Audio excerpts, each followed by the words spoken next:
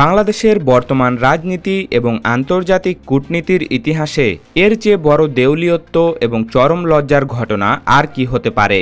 একটি দেশের সরকার কতটা অপরিণামদর্শী, কতটা অদক্ষ এবং কতটা পরনির্ভরশীল হলে পুরো একটি জাতিকে শুধু নিজেদের রাজনৈতিক তোষণ নীতির কারণে খাদের কিনারে ঠেলে দিতে পারে, তার সবচেয়ে ভয়ঙ্কর উদাহরণ এখন আমাদের চোখের সামনে। আজ আমরা কোনো সাধারণ রাজনৈতিক বিতর্ক নিয়ে কথা বলছি না। আজ আমরা কথা বলছি বাংলাদেশের জ্বালানি নিরাপত্তা এবং জাতীয় সার্বভৌমত্বের এক চরম সংকট নিয়ে। একদিকে আমেরিকা ও পাশ্চাত্যের অন্ধ দালালি, অন্যদিকে দেশের ভেতরে ধেয়ে আসা জ্বালানি এবং বিদ্যুৎ বিপর্যয়। সব মিলিয়ে বর্তমান ক্ষমতাসীন বিএনপি সরকার এমন এক গোলকধাঁধায় আটকেছে, যার মাসুল আগামী দিনগুলোতে সাধারণ জনগণকে তেলের আকাশচুম্বী দাম এবং 16 থেকে 18 ঘন্টার লোডশেডিংয়ের মাধ্যমে গুনতে হবে। আর ঠিক এই অন্ধকার সময়ে সরকারের চরম ব্যর্থতার বিপরীতে নিজেদের রাজনৈতিক প্রজ্ঞা এবং দুর্দান্ত ডিপ্লোম্যাটিক মাস্টার স্ট্রোক দিয়ে দেশের মানুষকে অবাক করে দিয়েছে বাংলাদেশ জামায়াতে ইসলামী। আজ আমরা দেখাবো কিভাবে একটি অযোগ্য পররাষ্ট্রনীতি পুরো দেশকে অন্ধকারের দিকে ঠেলে দিচ্ছে। কেন জামায়াতের একটি ফোন কল আজ আন্তর্জাতিক অঙ্গনে আলোচনার কেন্দ্রবিন্দু।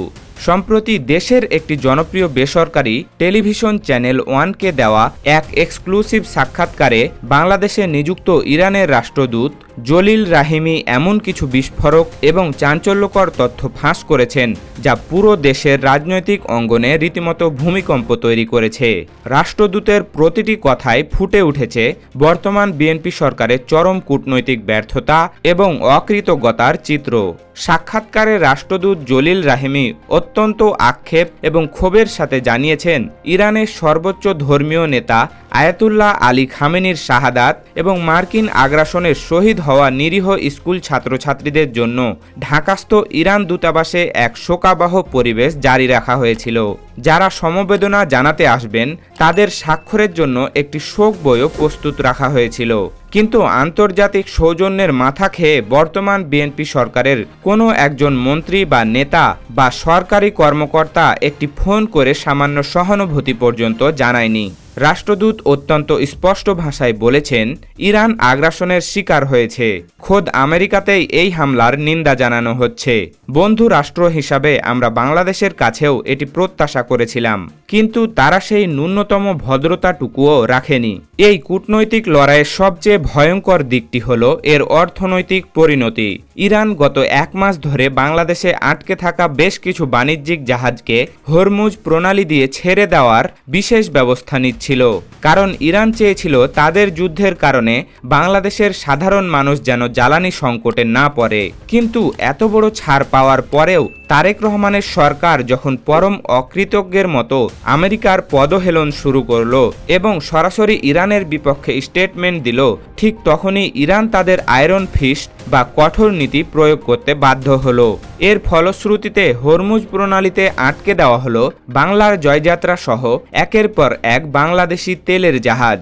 আপনারা কি জানেন, হরমুজ প্রণালী দিয়ে বিশ্বের প্রায় 30% তেল পরিবাহিত হয়।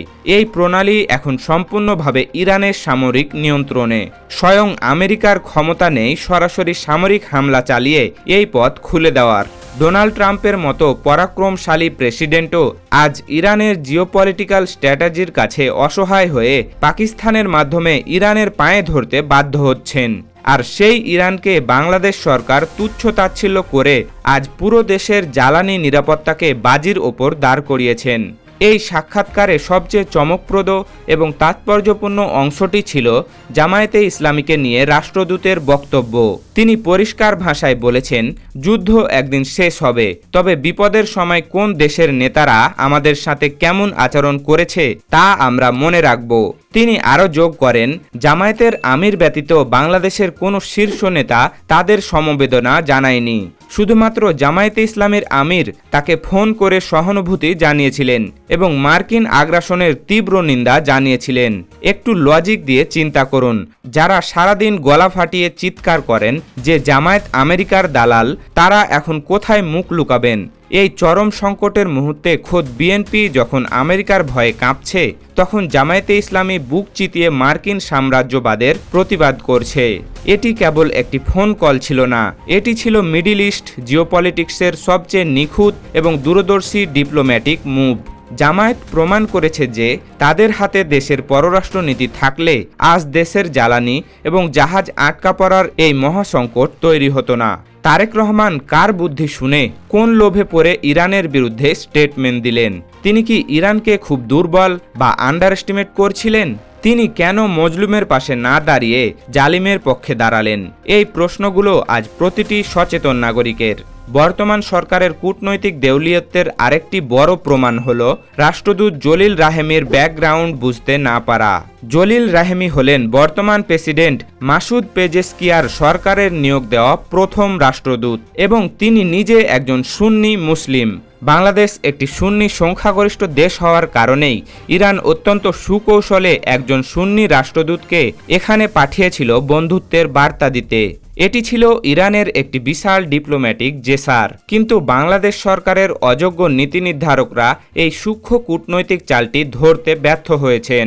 উল্টো তারা এমন আচরণ করেছেন যা দুই দেশের সম্পর্ককে ধ্বংসের কিনারায় নিয়ে ঠেকিয়েছে। তারেক সরকারের এই অদক্ষতা ও আমেরিকার তোষণ নীতির পাপের মাসুল এখন সাধারণ জনগণকে গুনতে হচ্ছে। বিদেশ থেকে তেল আসতে পারছে না, ইস্টার্ন রিফাইনারি বন্ধ হওয়ার উপক্রম হয়েছে। ইতিমধ্যেই তেলের বাড়তি দাম পরিশোধ করতে হচ্ছে সাধারণ মানুষকে। বিদ্যুতের অবস্থা ইতিমধ্যে ভয়াবহ রূপ নিয়েছে। চরম লোডশেডিংয়ে জনজীবন অতিষ্ঠ। আন্তর্জাতিক কূটনীতি কোনো ছেলে খেলা নয় যে শুধু আমেরিকার দিকে তাকিয়ে থাকলেই দেশ চলবে। আজকের মাল্টিপোলার বিশ্বে ইরান, চীন বা রাশিয়ার মতো পরাশক্তিগুলোকে এড়িয়ে কোনোভাবেই দেশের অর্থনীতি সচল রাখা সম্ভব নয়। ভারত যখন হরমুজে চালাকি করার চেষ্টা করছিল, ইরান সরাসরি তাদের জাহাজে গুলি চালিয়ে হুঁশিয়ারি দিয়েছে। তারেক সরকার কি সেই সাহস রাখে? জামায়াতে ইসলামী ঠিক এই জায়গাতেই নিজেদের যোগ্যতার প্রমাণ দিয়েছে। তারা দেখিয়েছে কিভাবে জাতীয় আত্মসম্মান বজায় রেখে জালিমের চোখে চোখ রেখে মজলুমের পক্ষে দাঁড়াতে হয়। সবশেষ একটি কথাই বলতে হয়, বিএনপি প্রমাণ করেছে তারা ক্ষমতায় টিকে থাকার জন্য দেশের স্বার্থ জলাঞ্জলি দিয়ে যে কোনো পরাশক্তির দাসত্ব মেনে নিতে রাজি। আর জামায়াত প্রমাণ করেছে আন্তর্জাতিক রাজনীতিতে তারা অনেক বেশি পরিপক্ক এবং কৌশলী। এই ভয়ঙ্কর কূটনৈতিক ব্যর্থতা দেশকে কোথায় নিয়ে গিয়ে দাঁড় করায় তা এখন সময় বলে দেবে। তারেক রহমান কি পারবেন এই তেলের সংকট সমাধান করতে, নাকি আমেরিকার দালালি করতে গিয়ে দেশবাসীকে এক অন্ধকার যুগের দিকে ঠেলে দেবেন? প্রিয় দর্শক, ইরানের রাষ্ট্রদূতের এই বিস্ফোরক মন্তব্য এবং জামায়াতে ইসলামের সাহসী অবস্থান নিয়ে আপনি কি ভাবছেন? আপনার কি মনে হয় তারেক রহমানের এই ভুল পররাষ্ট্রনীতি দেশের বর্তমান জ্বালানি সংকটের মূল কারণ? আপনার মূল্যবান মতামত কমেন্ট বক্সে সরাসরি জানান। ভিডিওটি জনসচেতনতায় শেয়ার করুন এবং রাজনীতির পর্দার আড়ালের খবর সবার আগে পেতে আমাদের চ্যানেলটি সাবস্ক্রাইব করে বেল আইকনটি চেপে রাখুন। দেখা হবে পরবর্তী কোনো ভিডিওতে। সেই পর্যন্ত ভালো থাকুন, সুস্থ থাকুন। ধন্যবাদ।